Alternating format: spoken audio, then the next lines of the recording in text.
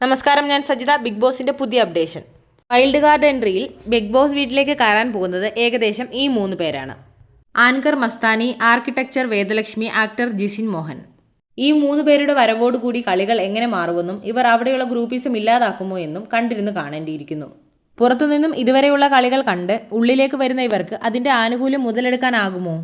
Wild card എൻട്രിയിൽ big boss വീട്ടിലേക്ക് ഇപ്പോൾ കയറി വരുന്ന ഇവർ ടാർഗറ്റ് ചെയ്യുന്നത് ആരെയെല്ലാമാണെന്ന് വരും ദിവസങ്ങളിൽ മനസ്സിലാക്കേണ്ടിയിരിക്കുന്നു. ഇവരിൽ മസ്താനിയും ജിഷിൻ മോഹനും മലയാളികർക്ക് ഏറെ സുപരിചിതരാണ്.